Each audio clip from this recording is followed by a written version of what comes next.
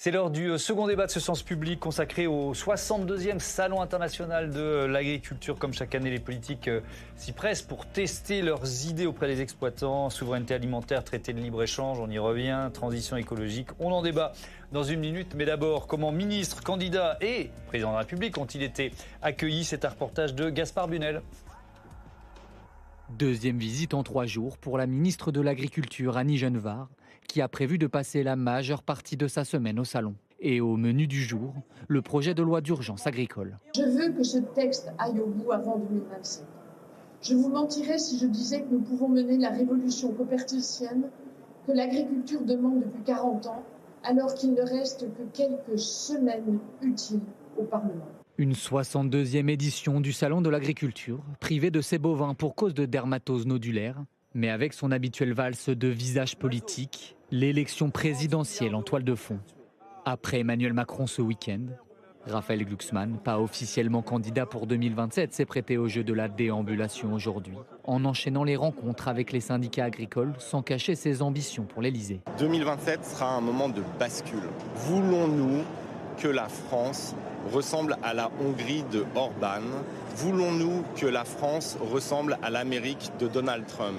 Eh bien moi je suis convaincu qu'une majorité de Françaises et de Français rejette cela avec force. Gabriel Attal s'est également rendu sur place hier.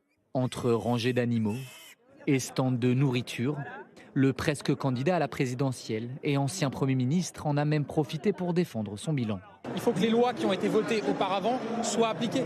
Il y a encore trop de décrets qui sont bloqués, trop de mesures qui ont été votées par le Parlement que les agriculteurs, les éleveurs attendent.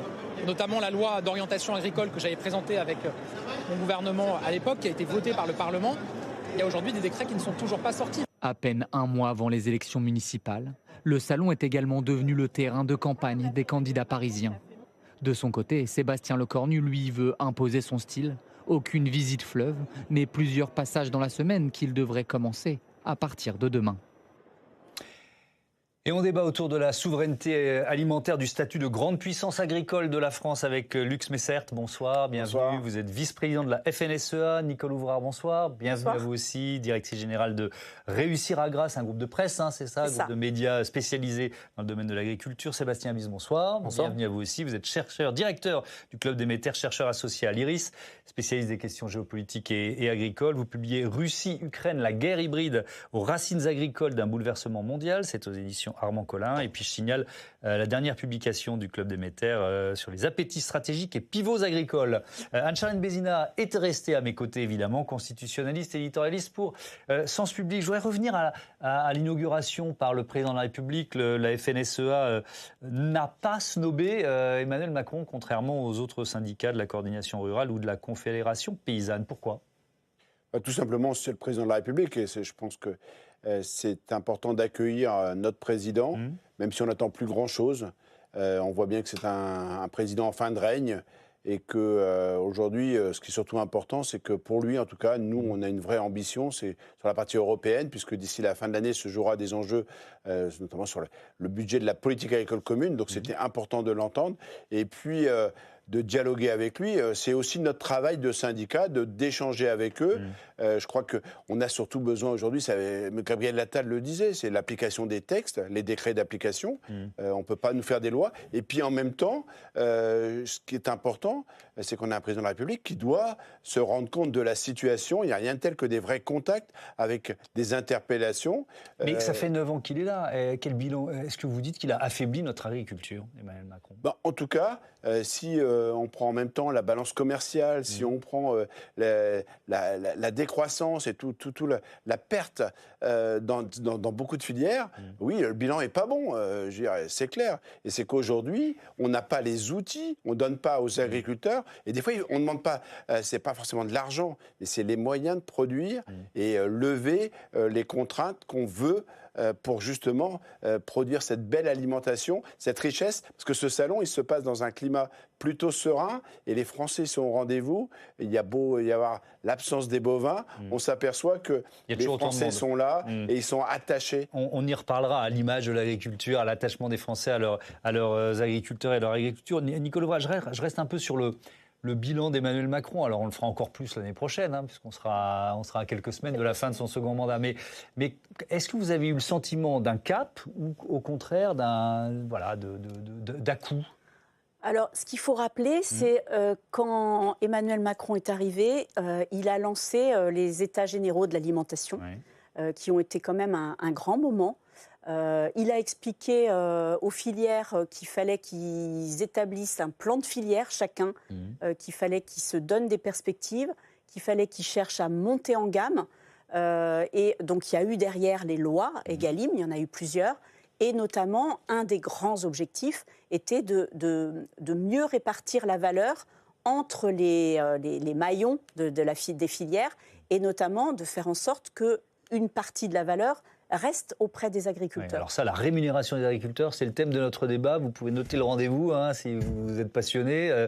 Demain, pareil, 18h45, débat sur la rémunération des agriculteurs. Je vous laisse conclure. Donc, alors ça a marché en partie, mais pas complètement. Mais malgré tout, pour certaines filières, notamment filières laitières, c'est là où le système a peut-être le mieux fonctionné.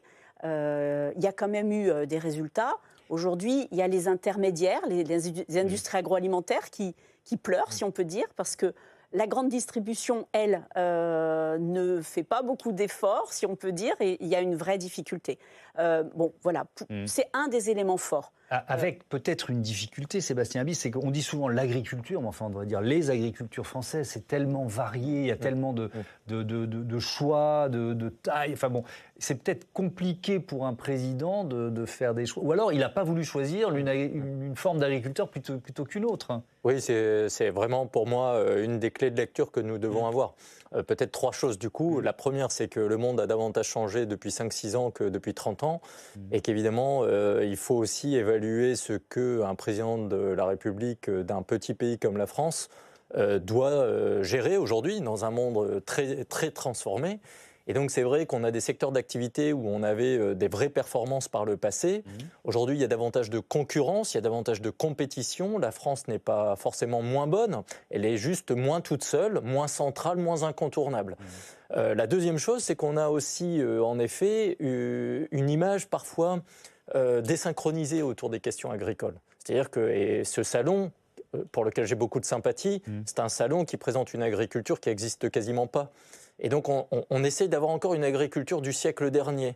Et là, parce qu'il n'y aurait pas d'animaux, ce serait très préoccupant. On voit bien que ce salon déforme une partie de la réalité. On ne veut pas voir les innovations, on ne veut pas voir certaines réalités économiques. Ce n'est pas un salon de l'agriculture sur la compétitivité de la ferme France. On veut montrer en fait qu'il y a encore des agriculteurs et que des gens comme Luc sont en capacité de faire leur métier. On ne s'intéresse pas forcément sur leurs revenus, on ne s'intéresse pas forcément sur leurs projets d'avenir, leurs innovations, comment ils travaillent aujourd'hui par rapport à il y a 10-15 ans. Ce n'est pas trop notre préoccupation centrale. Et ça, c'est un défaut parce que, en conséquence, nous arrivons sur votre question, c'est-à-dire qu'on a des situations extrêmement hétérogènes aujourd'hui. On a des agriculteurs très entrepreneurs qui changent de pratique, qui sont dans des transitions depuis des années, qui vont chercher de nouvelles cultures, de nouveaux marchés, qui font de l'énergie pour compléter leurs revenus, etc. Et puis on a des agricultures qui ont du mal à être en mouvement pour différentes raisons géographiques, parfois culturelles. Et moi j'ai tendance à dire aussi, dans le monde agricole, c'est dans tous les secteurs la même chose. Il y a des bons, il y a des mauvais, il y a des gens qui ne veulent pas bouger, il y a des gens qui prennent des risques. Et on a du coup une très grande difficulté pour des responsables politiques à pouvoir donner une réponse homogène, cohérente, qui en fait embarque tout le monde, parce que les aspirations sont de plus en plus hétérogènes. Et ces dernières années, la volatilité s'est accentuée, pas juste sur les prix ou les attentes de consommateurs, mais aussi sur la réalité stratégique. Alors, ce gouvernement, il planche, vous le savez, sur un projet de loi d'urgence agricole qui doit être présenté en Conseil des ministres au mois d'avril. Alors déjà, la question de l'urgence, si c'est pour dans 3 mois, on peut en débattre. Mais bon, un projet qui est déjà jugé insuffisant par les agriculteurs, que Stéphane Duguet a rencontré. On le retrouve dans les allées du Salon. Oui, dans les allées du Salon, on sent une certaine lassitude chez les producteurs et chez les éleveurs. Ils veulent voir cette loi d'urgence agricole mise en place au plus vite. Autant vous dire que le mois de juin pour l'examen leur paraît très très loin. Alors ce projet de loi, il contiendra des mesures sur la concurrence déloyale, notamment des suppressions de normes ou encore des mesures concernant le stockage de l'eau. S'il salue ces mesures, Patrick Bénézy, président de la Fédération nationale bovine, demande au gouvernement d'aller encore plus loin. À un moment donné, il faut qu'il y ait un changement de cap très fort. Il faut que les politiques publiques soient beaucoup plus orientées vers l'élevage, en tout cas de ce qu'elles ont été, qu'elles soient réorientées même vers l'élevage par rapport à ce qui a été. Et ça nous l'attendons. D'autres propositions seront transmises demain par la FNSEA et les jeunes agriculteurs à Sébastien Lecornu. Le Premier ministre vient ici au Salon de l'Agriculture. Il reviendra jeudi pour peaufiner son projet de loi d'urgence agricole. Du côté des betteraviers, on demande au gouvernement de prendre certaines dispositions de la nouvelle loi du plomb, notamment la réintroduction de l'acétamipride, un pesticide accusé de tuer les abeilles. Prendre ces dispositions dans le projet de loi d'urgence agricole, une possibilité qu'a exclue pour le moment le gouvernement. Depuis certains temps, c'est, on peut le dire, une déception vis-à-vis de la classe politique, puisqu'en fait, on a l'impression qu'ils nous écoutent, mais finalement, en fait, il y a les décisions concrètes sur nos exploitations qui n'arrivent pas. Et donc, ce qui provoque un ras-le-bol et donc finalement un rejet aujourd'hui de beaucoup d'agriculteurs vis-à-vis de la classe politique tout entière. Les agriculteurs regardent d'ailleurs plus les candidats à la présidentielle de 2027 plutôt que le Premier ministre et le Président de la République, convaincus, comme le dit Arnaud Rousseau, que ce salon marque le coup d'envoi de la campagne présidentielle sur l'agriculture. Donc, loi d'urgence présentée en Conseil des ministres au mois d'avril et ensuite examinée au Parlement au mois de juin. C'est trop tard, Luc Messer? On est en train un peu, encore une fois, de nous balader. C'est-à-dire que là, on apprend que ça passera en première lecture au Sénat. Alors, ça va passer en procédure accélérée. Mais est-ce que ça sera terminé pour le 14 juillet? J'ai un peu de mal à y croire. Ce qui veut dire que ce ne sera plus une loi d'urgence, alors qu'on a vraiment besoin de ces éléments. Qu'est-ce que vous allez demander à Sébastien Lecornu qui sera au Salon demain? C'est très simple. Il nous a tout de suite cadré en disant il y a 3 sujets, la prédation, l'eau et les moyens de production. On voulait rajouter des notions de revenus. Voilà, déjà sur ces 3 sujets-là, est-ce qu'on est prêt à avancer? Est-ce qu'il y a le courage politique d'avancer sur la prédation? Est-ce qu'enfin on va protéger... C'est quoi la thématique? Quand vous dites la prédation, la prédation, c'est tous les prédateurs. C'est notamment le loup, c'est l'ours, c'est le vautour, c'est le corbeau, c'est le ramier. C'est un ensemble de ce qu'on vit au quotidien sur nos exploitations.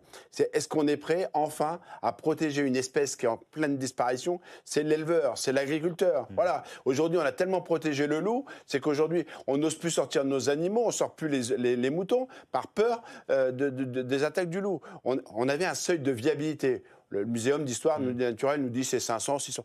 Peu importe. Mais est-ce que de là, on donne les moyens à l'éleveur de se défendre? Je vais vous donner un exemple sur l'ours. Il faut la 4e attaque, c'est-à-dire on se fait attaquer 1 fois, 2 fois, 3 fois, 4 fois, et on a le droit seulement là de commencer à effaroucher l'ours.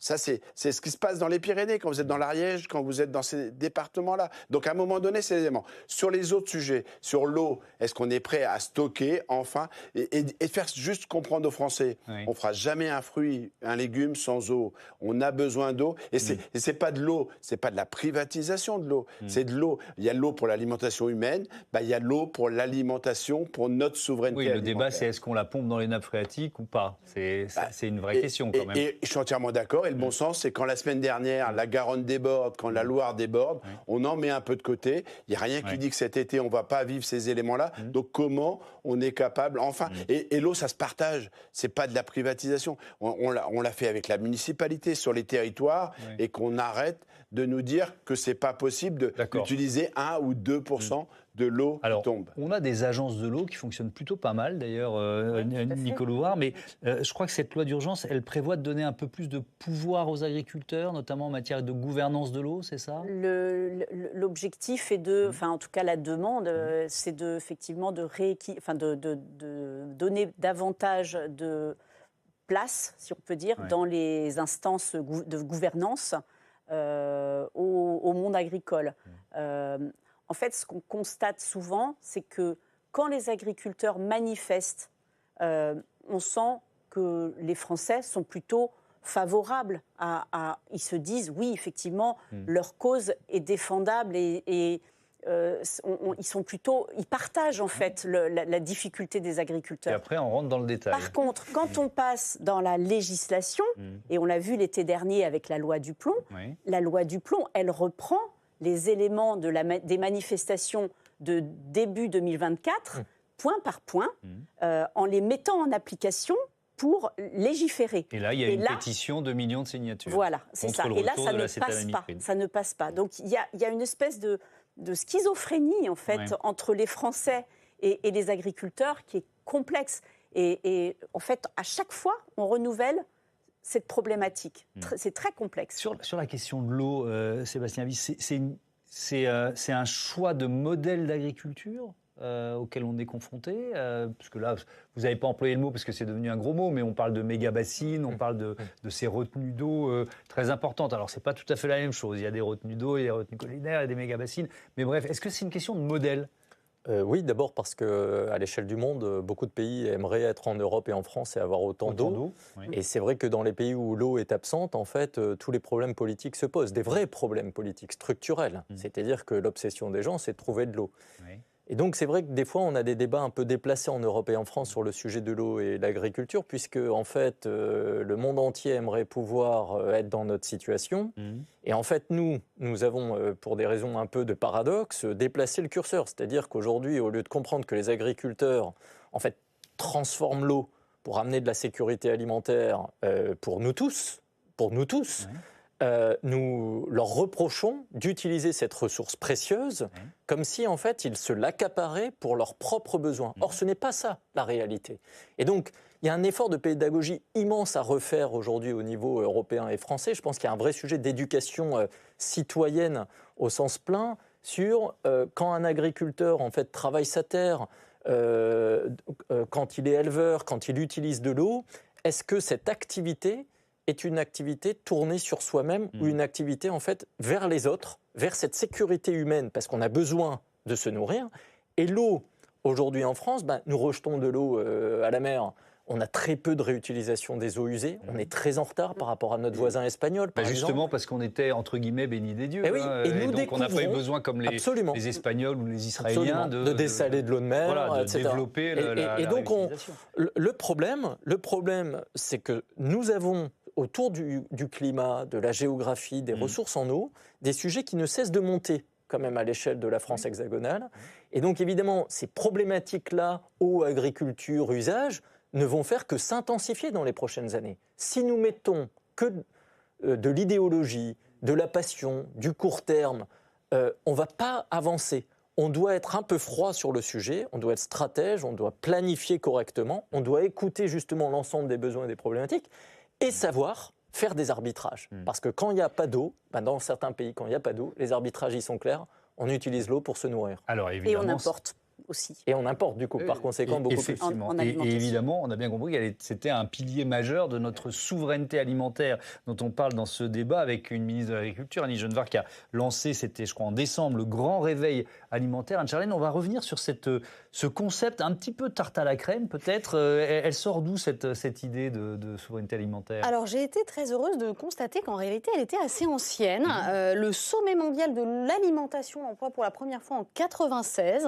On a ensuite l'ONU qui s'en saisit. Alors c'est les pactes relatifs aux droits économiques, sociaux et culturels. C'est un peu indirect. En 1977, on nous parle de l'accès durable à une alimentation adéquate. Et 2018, une déclaration vraiment importante où, à l'article 15 de cette déclaration, on voit qu'il y a un droit à une alimentation, droit fondamental. Ouais. Et ensuite, le droit à la fameuse souveraineté alimentaire des paysans et personnel agricole. Donc ça, c'est ONU 2018. ONU 2018 pour une véritable consécration. Et on comprend très vite que cette notion est un peu ambivalente, étant donné que dans une économie, on l'a déjà dit, mondialisée, notamment sous la houlette de l'OMC, il y a un équilibre à trouver sur justement l'idée d'un concept de souveraineté agricole qui ne doit pas être vu comme non plus une renationalisation alimentaire qui peut apparaître, soit totalement illusoire, soit contraire au principe de liberté de circulation, voire même totalement improductive ou discriminatoire pour des pays plus dépendants.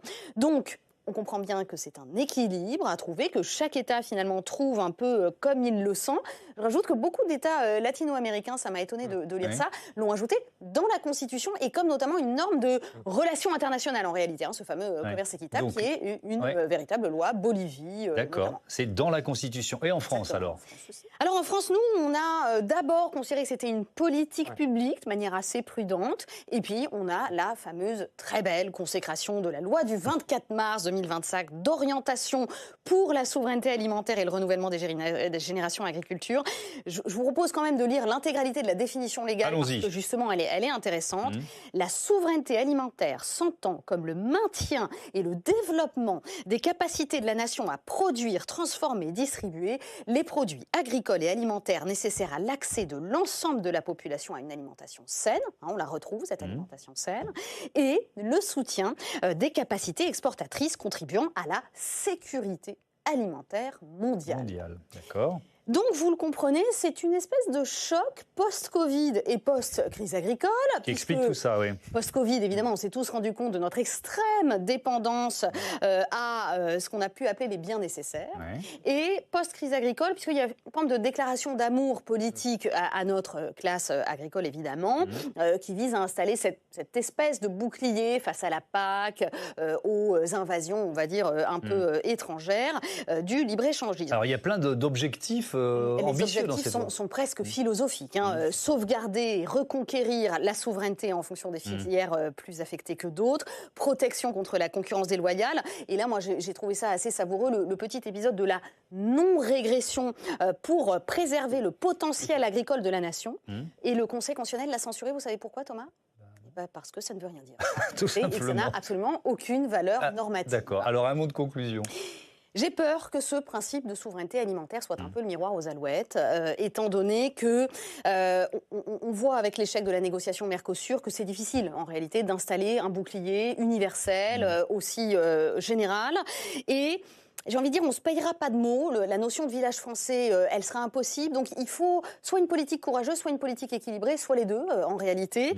Et donc, soit on protège ça dans la Constitution, on fait les choses bien, on définit ce que sont les biens nécessaires, on crée des priorités budgétaires, on va se défendre auprès de l'Union européenne, soit finalement, cette ambivalence normative ne sera qu'un slogan politique. Merci beaucoup, Anne-Charlène. On va quand même regarder, parce que là, c'est des chiffres qu'on peut, je crois, pas contester, l'évolution de la balance commerciale agricole sur ces dernières années. Alors là, c'est assez vertigineux. Si on regarde depuis le pic de 2022, on était à plus 8,6 milliards. Sur l'année dernière, on est à peine à 500 millions d'euros de solde positif. Quels sont les secteurs agricoles ? Je ne sais pas si on peut spécifier, mais est-ce qu'il y a des secteurs qui dévissent plus que d'autres ? Vous voyez ce que je veux dire, Luc Messer ? Clairement, oui. Alors, sur l'année, en tout cas 2025, c'est le marché céréalier. Voilà. Et on a perdu énormément de parts à l'export. L'Algérie, 5 millions de tonnes. Sébastien Abis en parlera mieux que moi. Mais c'est des éléments importants en termes de valeur. C'est-à-dire qu'on a aussi un problème de valeur ajoutée, de création de valeur à l'hectare sur nos exploitations. L'autre secteur, bien sûr, c'est le secteur phare, c'est la viticulture, qui a toujours tiré par le haut la balance commerciale. On voit qu'avec les taxes Trump, les taxes chinoises sur certains vins, types de vins spiritueux, ça complique. Et puis, on le voit bien, c'est qu'on est en train d'importer de plus en plus de production. On pense là à la volaille sur les éléments, sur le sucre aujourd'hui. Il y a la parture, bien sûr, on a fait un fixe sur le Mercosur, mais aujourd'hui l'Ukraine, qui est aujourd'hui en pleine guerre, on fait payer aux agriculteurs et au monde agricole énormément le tribut. C'est le sucre, c'est les céréales, c'est aussi la viande de volaille qui est... Voilà. Et donc tous ces éléments-là jouent énormément. Et quand un pays n'a plus cette capacité d'exportatrice, elle renverse. Et la balance, aujourd'hui, est en train de jouer dans l'envers. C'est pour ça qu'on dit que c'est le moment de réagir. Et j'ai bien aimé par rapport à la souveraineté, c'est que nous, on a réagi dès 2021, le 15 mai, on a fait une journée complète sur la souveraineté alimentaire pour se dire c'est le moment de réagir. Parce que le problème, il est aussi à l'intérieur de l'Europe. C'est que par contre, les autres pays sont en train d'aujourd'hui de progresser fortement. Vous avez l'Espagne, qui n'a pourtant pas le pays qui a le plus d'eau, qui est en train de produire de plus en plus, l'Italie, donc c'est les pays du Sud, et puis après, bien sûr, on a aussi des pays du Nord. Un mot quand même de l'Ukraine, c'est le thème de votre dernier. Est-ce que c'est un peu l'éléphant dans la pièce, quoi, quand on parle de souveraineté alimentaire en ce moment ? Là, je vous demande une analyse peut-être un peu plus de court ou de moyen terme, pour expliquer ces chiffres-là. Je voudrais revenir sur les chiffres de la balance commerciale 2025 d'abord, si vous le permettez. D'abord parce que ça a été dit, il y a des secteurs à l'export qui ont moins bien performé depuis 2-3 ans pour des raisons à la fois climatiques et géopolitiques. On a eu des problèmes de récolte en France et on a géopolitiquement un monde qui n'est plus le même. Donc la valorisation des produits français à l'extérieur est plus difficile.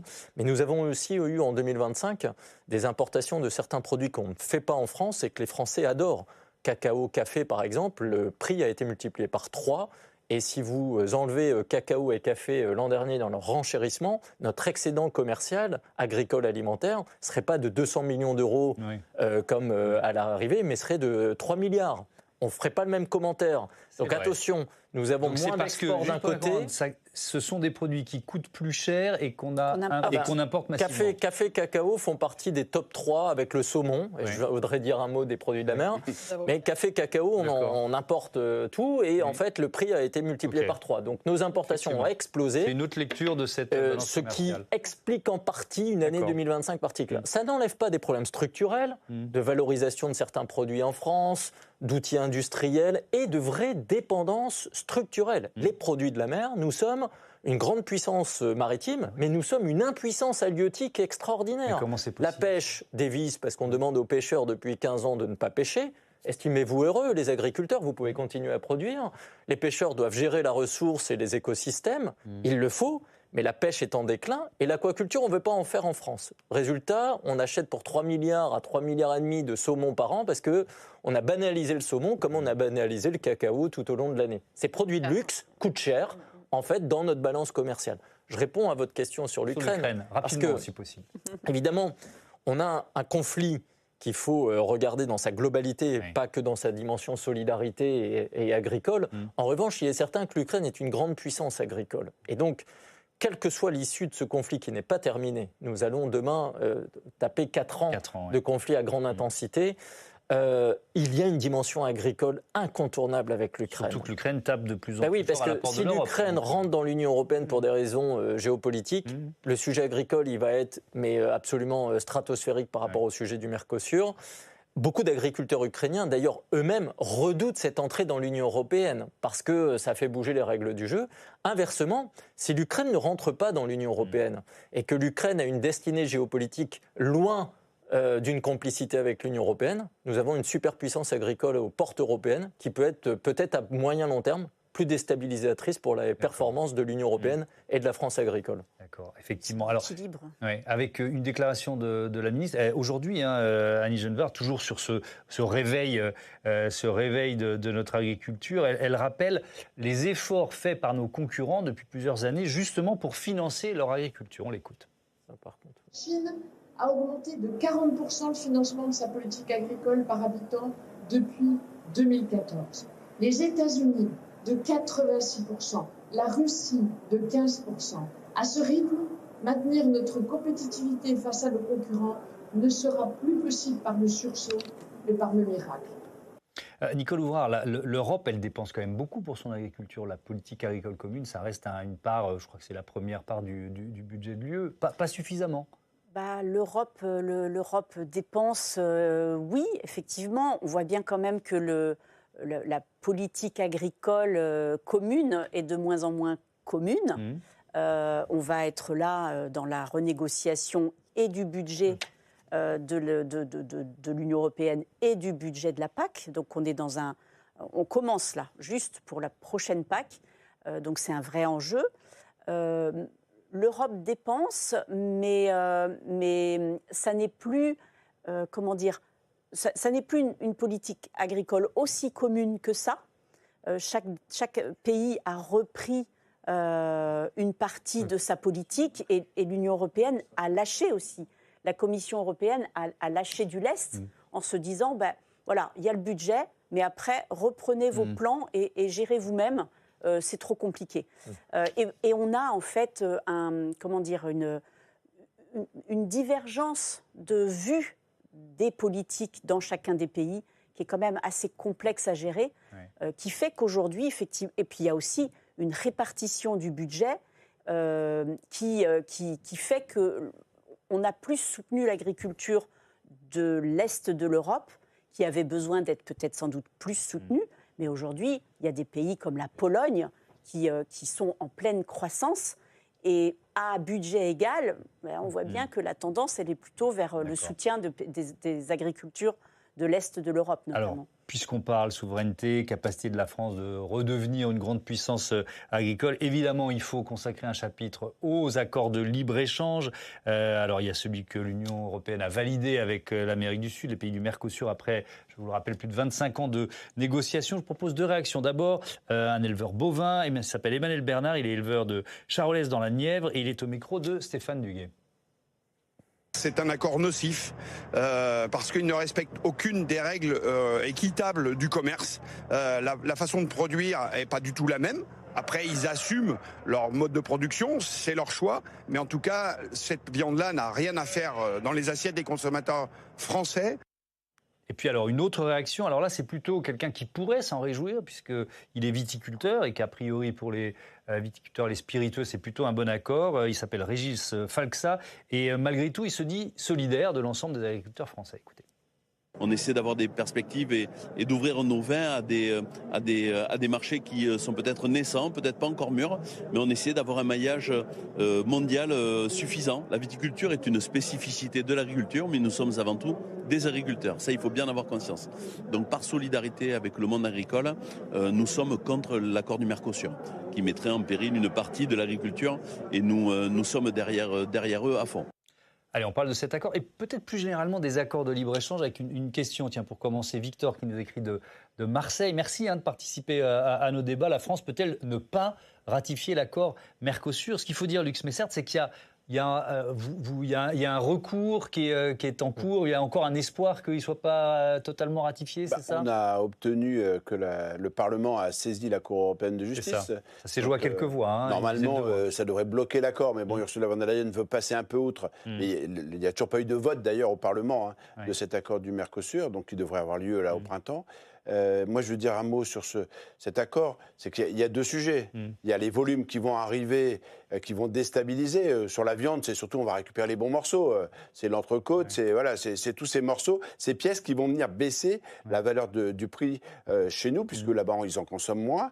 Donc, ces effets-là, ces effets sur le sucre, qui sont quand même importants, sur le miel, sur tous ces sujets-là. Et puis, il y a des conditions dans lesquelles ils sont produits. C'est exactement ça. C'est les mêmes normes que nous, quoi. C'est exactement ça. Est-ce qu'on veut importer de l'autre bout de la planète des choses qui sont faites avec des normes, qui sont au rabais, avec des produits phytosanitaires, par exemple, qui sont interdits à 80%. C'est-à-dire qu'ils utilisent 80% des produits qui nous sont interdits chez nous depuis plus de 20 ans. Est-ce qu'on veut ça ? Est-ce qu'on ne veut pas ? Aujourd'hui, plutôt se dire, on accepte de payer des fois un petit peu plus, mais soutenir les agriculteurs, cette richesse, cette diversité, parce que le salon, il est ce qu'il est, mais s'il y a autant de monde dans les provinces pour aller voir les bons produits, c'est qu'on a une richesse, d'une diversité. Mais on est parfois tous un petit peu ambivalents. C'est-à-dire qu'on est super content de venir au salon, mais peut-être pas de payer un tout petit peu plus cher, comme vous dites, pour un produit. C'est exactement ça. C'est le consommateur qui rentre dans le supermarché. Je vais acheter le beau poulet. Quand il est arrivé, il y a l'effet prix et pouvoir d'achat qui fait que quand il ressort, il n'a pas forcément acheté ce qu'il avait l'intention. Donc c'est tout cette ambivalence qu'on disait tout à l'heure. Mais en tout cas, ce sujet-là, on a voulu le saisir parce qu'il y a d'autres accords. Il y a celui aujourd'hui avec l'Australie qui pourrait mettre à mal. On a une filière ovine. On importe entre 50 et 60% de la viande de mouton. Et aujourd'hui, on a une filière qui s'est ressaisie, qui a un modèle économique. Le mouton se vend bien, il se recrée des troupes de moutons, et tant mieux. Parce que si on signe avec l'Australie, danger pour la filière ovine. Ça va de nouveau continuer à perturber, et on va encore faire venir de l'autre côté, avec des coûts de production qui ne sont pas du tout les mêmes, parce que les exigences françaises ne sont pas les mêmes. Mais il y a des clauses miroirs, normalement. Je ne sais pas qui veut répondre à cette question. Oui, non, mais en fait... Donc, normalement, parce que j'entends, votre argument, il est bon, mais on va accepter d'autres pays, effectivement, des usages de pesticides qu'on a interdits depuis très longtemps en France. Non, mais encore une fois, moi j'insiste sur le fait on doit resynchroniser les agendas. En fait, on a longtemps dominé les débats agricoles et alimentaires mondiaux. Et aujourd'hui, l'Europe, la France ne sont pas tout seuls. Et même en Amérique latine, les standards de production s'améliorent, ça progresse, les produits sont de meilleur en meilleur. Donc, encore une fois, il ne faut pas commencer à dire là-bas c'est pas bien, c'est dangereux, ici c'est merveilleux.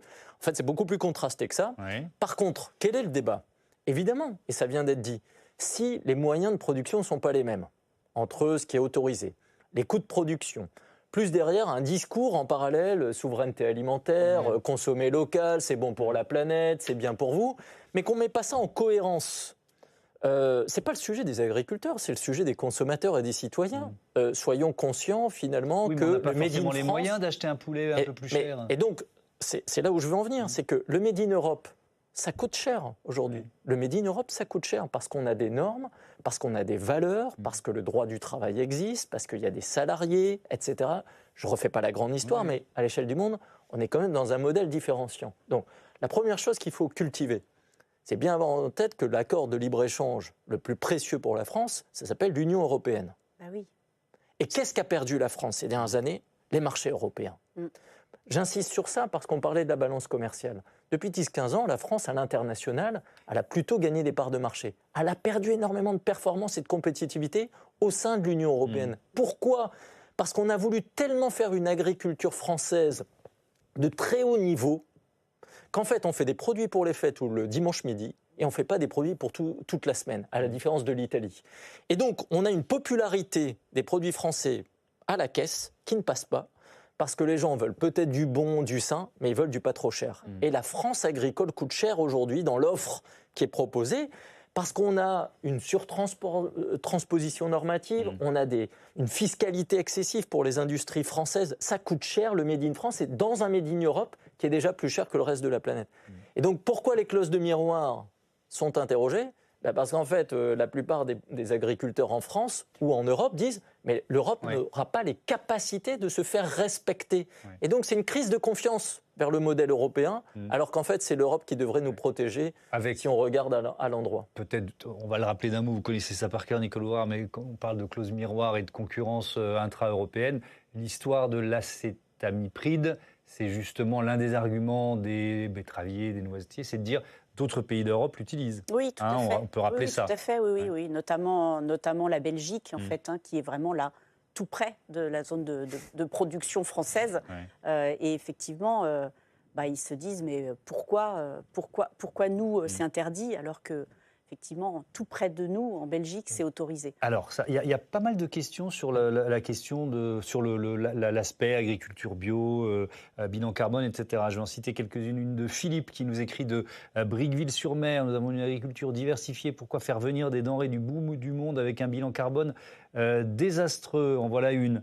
J'en ai une autre. Thérèse qui nous écrit de Perpignan. Est-il possible de transitionner vers une agriculture biologique pour une France souveraine alimentairement et qui puisse nourrir tout le monde? C'est une vraie question. Et puis, troisième question de Raoul qui nous écrit de Lille. L'agriculture biologique a-t-elle reculé en France? Je vais vous répondre avec un chiffre. C'est la part des surfaces agricoles bio. 2023, on était à 10,3%. 2024, on est à 10,1%. Je n'ai pas encore les chiffres de 2025. Ce qui est sûr, Luc Smexart, c'est que l'objectif, c'était 21% en 2030. C'est inatteignable aujourd'hui, on peut le dire. En tout cas, ça ne se décide pas comme ça à Paris, dans un bureau, dans un parlement ou à l'Assemblée. Ce chiffre-là, aujourd'hui, il doit être en lien avec la demande, et les pouvoirs d'achat, on vient de le dire. On a eu un après-Covid qui a été catastrophique pour l'agriculture biologique. Du jour au lendemain, il y a eu beaucoup de déconversions. Il y a eu plus de 50% de marché qui se en moins. Et donc, forcément, nous, derrière, on produisait, parce qu'on ne va pas la vache contrée, on ne va pas la dire du stop du jour au lendemain. On ne va pas faire pareil avec le poulet ou avec et aujourd'hui, on a des gens qui ont fait ce qu'on appelle de la déconversion. C'est terrible. C'est-à-dire des gens qui ont fait l'effort pour passer en agriculture biologique, qui ont acheté des outils spéciaux pour désherber et mécaniquement, etc. On leur a dit à un moment donné, il n'y a plus de marché. Ils vendaient moins cher que ce qu'on vendait nous en conventionnel. On a besoin de tout. On a besoin du bio, la première gamme. On a besoin de la montée en puissance aussi, parce qu'il y a aussi des gens qui ont les moyens de payer et qui veulent un peu plus. Mais c'est ces éléments-là. Il faut qu'on réponde à tous les marchés.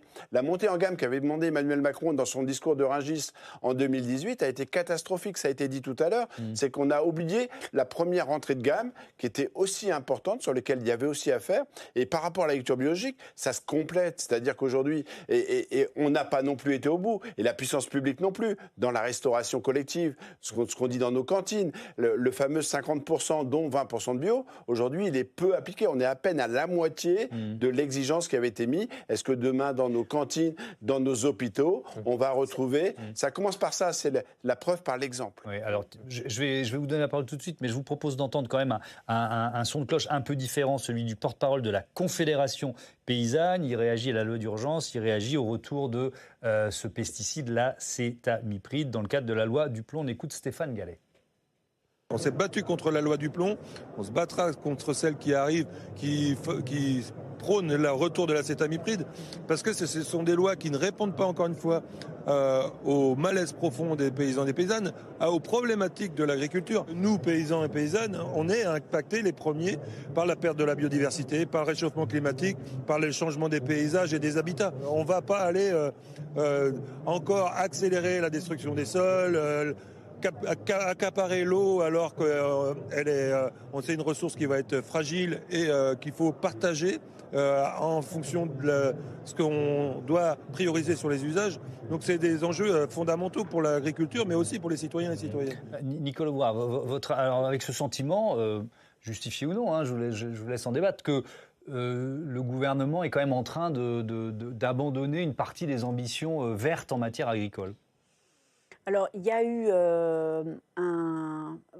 il y a le gouvernement, puis il y a l'Union européenne. Oui. Donc, effectivement, il y a eu le Green Deal. On a beaucoup parlé du Green Deal à un moment donné. Avec le pacte vert européen. Le pacte vert européen, avec tout un tas de déclinaisons dans chacune des filières, avec une Ursula von der Leyen assez engagée sur ce sujet-là, et avec une claque, si on peut dire, à un moment donné, et un retournement lié aux résultats des dernières élections européennes. Exactement, lié aux résultats des dernières élections européennes. Et aujourd'hui, effectivement, on n'en parle plus beaucoup de ce pacte vert. Sans doute qu'il y a une nécessité, c'est clair qu'il y a une nécessité de faire une agriculture qui respecte la biodiversité, les équilibres de l'eau. C'est évident, et je pense que tous les agriculteurs qui sont, quand on fait des reportages auprès des agriculteurs, ils sont hyper sensibles à ces questions et ils font évoluer, ils font évoluer leurs pratiques.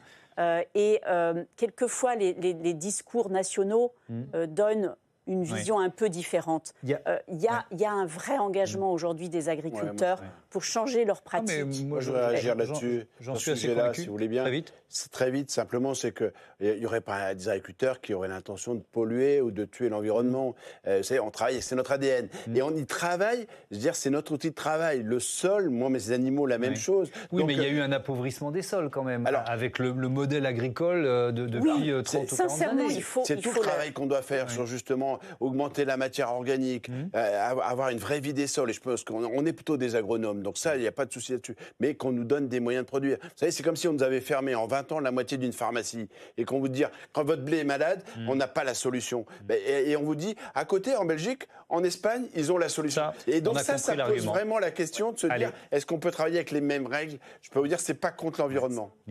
À un moment donné, dans les années 80, 90, 2000, la chimie dominait, clairement, la chimie dominait.